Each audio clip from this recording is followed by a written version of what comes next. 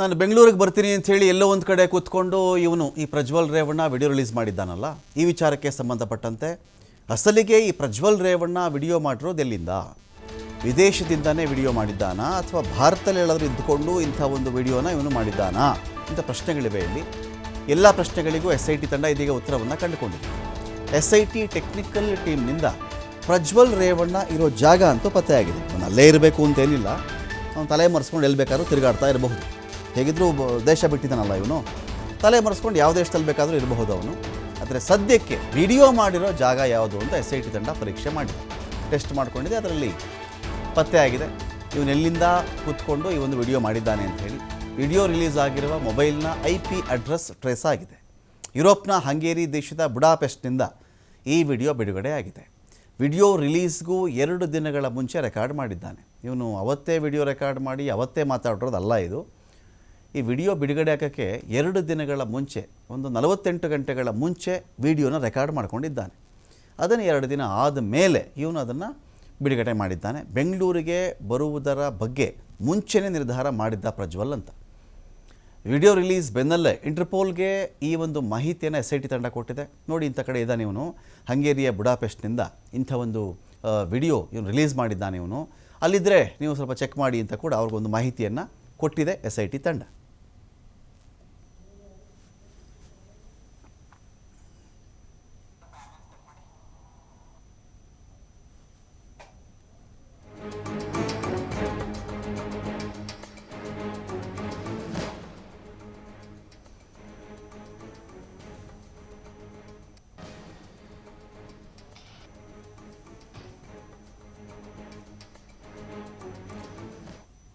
ನೋಡಿ, ರೇಪ್ ಪ್ರಕರಣದ ಆರೋಪಿ ಪ್ರಜ್ವಲ್ ರೇವಣ್ಣ ಹಂಗೇರಿಯ ಬುಡಾಪೆಸ್ಟ್ನಿಂದ ವಿಡಿಯೋ ಮಾಡಿಕೊಂಡು ಬಿಡುಗಡೆ ಮಾಡಿದ್ದಾನೆ ಅಂತ ಒಂದು ವರದಿ ಇದೆ.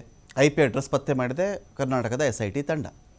ಹಂಗೇರಿಯ ಬುಡಾಪೆಸ್ಟ್ನಿಂದ ವಿಡಿಯೋ ರಿಲೀಸ್ ಮಾಡಿದ್ದಾನೆ. ವಿಡಿಯೋ ರಿಲೀಸ್ ಮಾಡಲಿಕ್ಕೆ 48 ಗಂಟೆಗಳ ಮುಂಚೆ ಅದನ್ನು ಇವನು, ಈ ರೇಪ್ ಪ್ರಕರಣದ ಆರೋಪಿ, ರೆಕಾರ್ಡ್ ಮಾಡಿದ್ದಾನೆ ಅಂತ.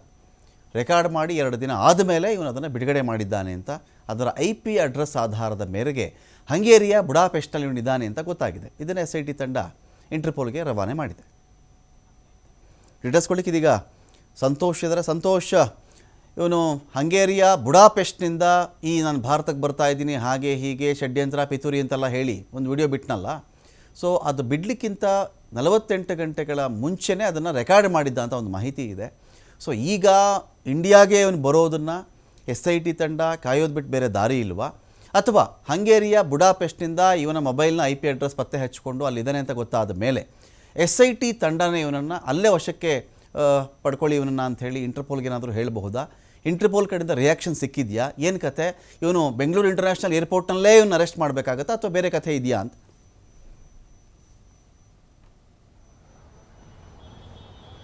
ರಮಕಾಂತ್, ಏನಂತ ಹೇಳಿದ್ರೆ ಇದುವರೆಗೂ ನಮ್ಮಲ್ಲಿ ಬ್ಲೂ ಕಾರ್ನರ್ ನೋಟಿಸ್ ಮಾತ್ರ ಹೊಡಿಸಿರುವಂಥದ್ದು. ಅದು ವಿಳಾಸ, ಆತ ಎಲ್ಲಿದ್ದಾನೆ ಏನು ಅನ್ನೋದ್ರ ಬಗ್ಗೆ ಮಾಹಿತಿಯನ್ನು ಮಾತ್ರ ಪಡ್ಕೊಂಡಿರ್ತಾರೆ. ಈಗ ಆತ ಬಿಡುಗಡೆ ಮಾಡಿರುವಂತಹ ವಿಡಿಯೋ ಏನಿದೆ, ಆ ವಿಡಿಯೋವನ್ನು ಇಟ್ಕೊಂಡು ಅದರ IP ಅಡ್ರೆಸ್ ಮುಖೇನ ಆತ ಆ ವಿಡಿಯೋವನ್ನು ಎಲ್ಲಿ ಮಾಡಿರ್ತಾನೆ, ಎಲ್ಲಿಂದ ರಿಲೀಸ್ ಮಾಡಿದ್ದಾನೆ ಅನ್ನೋದನ್ನ ಟೆಕ್ನಿಕಲ್ ಎಕ್ಸ್ಪರ್ಟ್ಗಳ ಮುಖಾಂತರ ಈಗಾಗಲೇ SIT ಅಧಿಕಾರಿಗಳು ಪತ್ತೆ ಮಾಡಿರುವಂಥದ್ದು. ಹಂಗೇರಿಯ ಬುಡಾಪೆಸ್ಟ್ನಲ್ಲಿ ಸುಮಾರು 48 ಗಂಟೆಗಳಿಗೆ ಮುಂಚೆ, ಅಂದರೆ ವಿಡಿಯೋ ಏನು ಬಂತು ಹೊರಗೆ ವೈರಲ್ ಆಯಿತು, ಸೊ ಇದು ವೈರಲ್ ಆಗುವ ಮುಂಚೆ 48 ಅವರ್ಸ್ ಮೊದಲೇ ಈತ ಒಂದು ವಿಡಿಯೋನ ಮಾಡಿರೋ ಬಗ್ಗೆ SITಯ ಒಂದು ತಾಂತ್ರಿಕ ಟೀಮ್ ಏನಿರುತ್ತೆ ಅದು ಮಾಹಿತಿಯನ್ನು ಕಲೆ ಹಾಕಿರುವಂಥದ್ದು. ಆ ಮಾಹಿತಿಯನ್ನು ಈಗಾಗಲೇ ಇಂಟರ್ಪೋಲ್ ಅಧಿಕಾರಿಗಳಿಗೆ ಕೂಡ ಮಾಹಿತಿಯನ್ನು ನೀಡಿರುವಂಥದ್ದು. ಆದರೆ ತಕ್ಷಣ ಹೋಗಿ ಅಲ್ಲಿ ಆತನ ಬಂಧಿಸಲಿಕ್ಕೆ ಆಗೋದಿಲ್ಲ. ಯಾಕಂತ ಹೇಳಿದರೆ ಆತನಿಗೆ ಇರುವಂಥದ್ದು ಈಗ ಇಂಡಿಯಾದಲ್ಲಿ ಆತ ಎಲ್ಲೇ ಕಾಲಿಟ್ಟರು ಅದನ್ನು ವಾರಂಟ್ ಮಾಡಿದರೆ ಆತನ ಬಂಧಿಸ್ಬೋದು. ಅದೇ ನಾವು ವಿದೇಶಕ್ಕೆ ಹೋಗಿ ಬಂಧಿಸಬೇಕು ಅಂತ ಹೇಳಿದರೆ ಈ ಪ್ರಕರಣಕ್ಕೆ ಸಂಬಂಧಪಟ್ಟ ಹಾಗೆ ಮಾಹಿತಿಯನ್ನು ಕೊಡಬೇಕಾಗುತ್ತೆ ಅಲ್ಲಿನ ಸ್ಥಳೀಯ ನ್ಯಾಯಾಲಯಕ್ಕೆ. ಸೊ ಅದಕ್ಕೆ ಬೇಕಾಗಿರುವಂಥ ಚಾರ್ಜ್ ಶೀಟನ್ನು ಸಲ್ಲಿಕೆಯನ್ನು ಮಾಡಬೇಕು. ಚಾರ್ಜ್ ಶೀಟನ್ನು ರೆಡಿ ಮಾಡಿದ್ರು ಆ ದೇಶೀಯ ಭಾಷೆಗೆ, ಲ್ಯಾಂಗ್ವೇಜ್ ಏನಿರುತ್ತೆ ಆ ಲ್ಯಾಂಗ್ವೇಜ್ಗೆ, ಭಾಷೆಗೆ ಅನುಗುಣವಾಗಿ ಇವರು ತರ್ಜುಮೆಯನ್ನು ಮಾಡಿಸ್ಬೇಕಾಗುತ್ತೆ ಚಾರ್ಜ್ ಶೀಟನ್ನು. ಸೊ ಇಲ್ಲಿ ಇನ್ನೂ ಚಾರ್ಜ್ ಶೀಟೇ ಆಗಿಲ್ಲ. ಆ ಚಾರ್ಜ್ ಶೀಟ್ ಏನಾದರೂ ಆಗಿದ್ದರೆ ಇದನ್ನು ಅಬ್ಸ್ಕ್ಯಾಟಿಂಗ್ ಅಕ್ಯೂಸ್ ತೋರಿಸಿ ಇಂಥ ಕಡೆ ಇದ್ದಾನೆ ಅಂತ ಮಾಹಿತಿ ಇದ್ದರೆ ಸ್ಥಳೀಯ ಒಂದು ಅಲ್ಲಿನ ನ್ಯಾಯಾಲಯಕ್ಕೆ ಮಾಹಿತಿಯನ್ನು ಕೊಟ್ಟು ಆತನನ್ನು ವಶಕ್ಕೆ ಪಡೆದು ಬಂಧನ ಮಾಡಿ ಅಲ್ಲಿಂದ ಆತನನ್ನು ಇಲ್ಲಿಗೆ ಕರ್ಕೊಂಡ್ಬರ್ಬೇಕಿತ್ತು. ಸದ್ಯದ ಪರಿಸ್ಥಿತಿಯಲ್ಲಿ SIT ಅಧಿಕಾರಿಗಳಿಗೆ ಇದು ಯಾವುದನ್ನು ಕೂಡ ಮಾಡಲಿಕ್ಕೆ ಆಗೋದಿಲ್ಲ, ಅಷ್ಟು ಸಮಯಾವಕಾಶವೂ ಇಲ್ಲ. ಆತ ಹೇಳಿರುವಂಥದ್ದು ನಾನೇ 31ಕ್ಕೆ 10 ಗಂಟೆಗೆ ನಿಮ್ಮ ಮುಂದೆ ಹಾಜರಾಗ್ತೀನಿ ಅಂತ. ಈಗಾಗಲೇ ಆತನ ಟಿಕೆಟ್ ಬುಕ್ ಆಗಿರುವಂಥ ಮಾಹಿತಿ ಕೂಡ ಲಭ್ಯವಾಗಿದೆ. ಸೊ ನಾವು ಕೂಡ ಅದನ್ನು ಗಮನಿಸ್ತಾ ಇದ್ದೀವಿ. ಆತ ನಾಳೆ ಅಲ್ಲಿಂದ 12ವರೆಗೆ ಹೊರಟ್ರೆ ಮರುದಿನ ಅಂದರೆ ಶುಕ್ರವಾರ ಇಲ್ಲಿಗೆ ರೀಚ್ ಆಗ್ತಾರೆ. ನಂತರ SIT ಅಧಿಕಾರಿಗಳ ಮುಂದೆ ಹಾಜರಾಗ್ತಾನೆ ಅಂತ ಇರುವಂಥದ್ದು. ಈ ಸಂದರ್ಭದಲ್ಲಿ ಆತ ದೇಶಕ್ಕೆ ಬಂದಾಗ ಯಾವ ಏರ್ಪೋರ್ಟ್ನಲ್ಲಿ ಇಳಿತಾನೆ ಅನ್ನೋ ಮಾಹಿತಿಯನ್ನು ಕಲೆ ಹಾಕ್ತಾರೆ. ಸೊ ಅಲ್ಲೇ ಆತನನ್ನು ಬಂಧಿಸುವ ಸಾಧ್ಯತೆ ಇರುತ್ತೆ. ಯಾಕೆಂದರೆ ಆತ ಇಲ್ಲಿವರೆಗೆ ಬರೋರಿಗೂ ಕೂಡ ಸರೆಂಡರ್ ಆಗೋರ್ಗೂ ಕೂಡ ಪೊಲೀಸರು ಅಷ್ಟು ಸಮಯಾವಕಾಶವನ್ನು ಕೊಡೋ ಡೌಟ್ ಇರುತ್ತೆ. ಇಲ್ಲಿ ಬಂದ ನಂತರವೂ ಕೂಡ ಆತ ತಪ್ಪಿಸ್ಕೊಳ್ಬೋದು, ಇಲ್ಲ ಕಾನೂನು ಸಲಹೆಯನ್ನು ಪಡಿಬೇಕಾಗುತ್ತೆ ಅಂತೇಳಿ ಸಮಯಾವಕಾಶವನ್ನು ಕೇಳ್ಬೋದು. ಈ ಕಾರಣಕ್ಕಾಗಿ ಆತ ಬಂದು ಇಳಿದ ತಕ್ಷಣ ಏರ್ಪೋರ್ಟ್ ಪೊಲೀಸರಿಗೆ ಮಾಹಿತಿಯನ್ನು ಕೊಡ್ತಾರೆ. ಅದರ ಜೊತೆಗೆ ಆಯಾ ಏರ್ಪೋರ್ಟ್ನ ಸ್ಥಳೀಯ ಪೊಲೀಸ್ ಠಾಣೆಗಳೇನಿರುತ್ತೆ ಅವ್ರಿಗೆ ಮಾಹಿತಿಯನ್ನು ಕೊಟ್ಟು ಇದನ್ನು ಬಂಧನ ಮಾಡಿ ಅಲ್ಲಿಂದ ಇದನ್ನು ಬೆಂಗಳೂರಿಗೆ ಕರ್ಕೊಂಡ್ಬರುವಂಥ ಸಾಧ್ಯತೆ ಇರುವಂಥದ್ದು. ಕರ್ಕೊಂಡು ಬಂದ ನಂತರ ಒಂದಿಷ್ಟು ಪ್ರೊಸೀಜರ್ಗಳಿರುತ್ತೆ. ಆತನಿಗೆ ಮೆಡಿಕಲ್ ಮಾಡಿಸ್ತಾರೆ, ಕೊನೆಗೆ ಕೋರ್ಟ್ ಮುಂದೆ ಹಾಜರುಪಡಿಸ್ತಾರೆ. ಮತ್ತೆ ಪುನಃ ಅವನನ್ನು SIT ಅಧಿಕಾರಿಗಳಿಗೆ ಕಸ್ಟಡಿಗೆ ಕೊಡಬೇಕು ಅಂತೇಳಿ ಅವರು ಮನವಿಯನ್ನು ಮಾಡ್ತಾರೆ.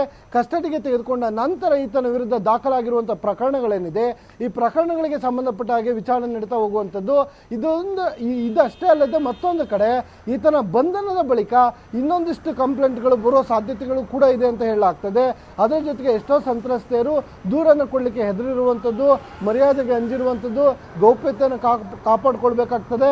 ಸೊ ಈ ಕಾರಣಕ್ಕಾಗಿ ಸಾಕಷ್ಟು ಜನ ದೂರನ್ನು ಕೂಡ ಕೊಡ್ಲಿಕ್ಕೆ ಬಂದಿಲ್ಲ. ಅಂಥವರ ಮನವೊಲಿಸೋ ಕೆಲಸವನ್ನು ಕೂಡ SIT ಮಾಡ್ತಾ ಇದೆ.